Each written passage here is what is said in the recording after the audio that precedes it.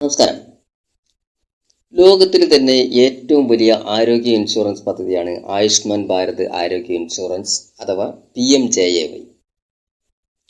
സാമ്പത്തികമായി പിന്നാക്കം നിൽക്കുന്ന കുടുംബങ്ങൾക്ക് പ്രതിവർഷം 5 ലക്ഷം രൂപ വരെ സൗജന്യ ചികിത്സ ഉറപ്പു നൽകുന്ന കേന്ദ്ര സർക്കാർ പദ്ധതിയാണ് ആയുഷ്മാൻ ഭാരത് അഥവാ പ്രധാനമന്ത്രി ജൻ ആരോഗ്യ യോജന. ഇന്നത്തെ കാലത്ത് പല സേവനങ്ങൾക്കുമായി ലക്ഷക്കണക്കിന് ആളുകൾ അക്ഷയ സെന്ററുകൾക്ക് മുമ്പിലും ജനസേവന കേന്ദ്രങ്ങൾക്ക് മുമ്പിലും ക്യൂ നിന്ന് കാത്തു നിൽക്കുമ്പോൾ അതേ കാര്യം വീട്ടിലിരുന്ന് വളരെ സിമ്പിളായി ഏതാനും മിനിറ്റുകൾക്കുള്ളിൽ ചെയ്തു തീർക്കുന്നവരുമുണ്ട്. കേന്ദ്ര സർക്കാർ നൽകുന്ന 5 ലക്ഷം രൂപയുടെ സൗജന്യ ആരോഗ്യ ഇൻഷുറൻസ് പദ്ധതിയായ ആയുഷ്മാൻ ഭാരതുമായി ബന്ധപ്പെട്ട വളരെ പ്രധാനപ്പെട്ട ഒരു വിവരമാണ് ഇന്ന് നമ്മൾ പരിശോധിക്കുന്നത്.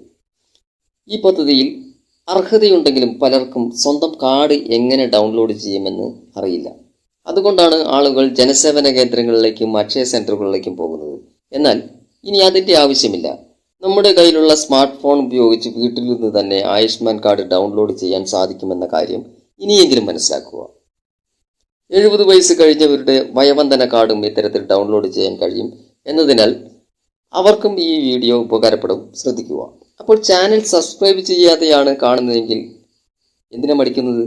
ഉടനെ സബ്സ്ക്രൈബ് ചെയ്യും. അതുപോലെ വീഡിയോ ലൈക്ക് ചെയ്യുക, ഹൈപ്പ് ചെയ്യുക, ഷെയർ ചെയ്യുക, നിങ്ങളുടെ അഭിപ്രായങ്ങൾ കമൻറ്റ് ചെയ്യുക.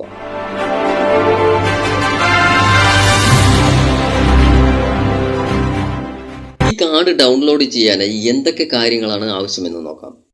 ഒന്നാമതായി ആധാർ കാർഡ് വേണം. രണ്ടാമതായി ആധാറുമായി ലിങ്ക് ചെയ്തിട്ടുള്ള മൊബൈൽ നമ്പർ അത് വേണം. മൂന്നാമതായി റേഷൻ കാർഡ് നമ്പറോ ബെനിഫിഷ്യറി ID വേണം. നാലാമതായി ഒരു സ്മാർട്ട് ഫോൺ അത് പ്രധാനമാണ്. ഇനി കാർഡ് എങ്ങനെയാണ് ഡൗൺലോഡ് ചെയ്യുന്നതെന്ന് നോക്കാം. ആദ്യമായി നാഷണൽ ഹെൽത്ത് ഏജൻസി അഥവാ NHA ബെനിഫിഷ്യറി പോർട്ടൽ വെബ്സൈറ്റ് സന്ദർശിക്കുക. അതിനായി ഫോണിലെ ബ്രൗസറിൽ beneficiary.nha.gov.in എന്ന് സെർച്ച് ചെയ്ത് പോർട്ടലിൽ പ്രവേശിക്കുക. അതിനുശേഷം ബെനിഫിഷ്യറി എന്ന ഓപ്ഷൻ സെലക്ട് ചെയ്ത് മൊബൈൽ നമ്പർ നൽകുക. ഫോണിലേക്ക് OTP വരും, അത് വെരിഫൈ ചെയ്യുക.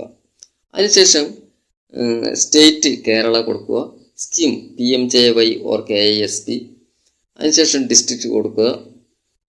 ശേഷം സെർച്ച് ബൈ എന്ന ഓപ്ഷനിൽ ആധാർ നമ്പറോ റേഷൻ കാർഡ് നമ്പറോ നൽകി സെർച്ച് ചെയ്യുക. അപ്പോൾ കുടുംബാംഗങ്ങളുടെ പേരുകൾ സ്ക്രീനിൽ കാണാൻ കഴിയും. ഇവിടെയാണ് പലർക്കും അറിയാത്ത ഒരു പ്രധാന കാര്യം. കാർഡ് ലഭ്യമല്ലാത്ത അംഗങ്ങളുടെ പേരിന് സമീപം ആക്ഷൻ എന്ന ബട്ടൺ കാണാം.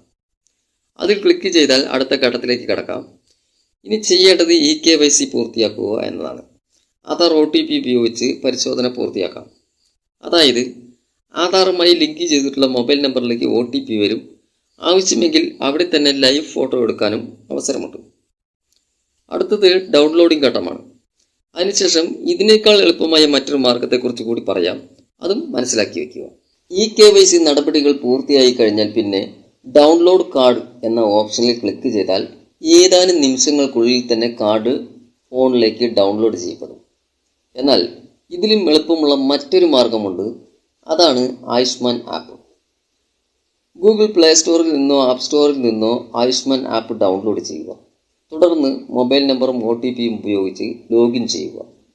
ശേഷം ആധാർ നമ്പറോ റേഷൻ കാർഡ് നമ്പറോ നൽകി വിവരങ്ങൾ പരിശോധിക്കുക.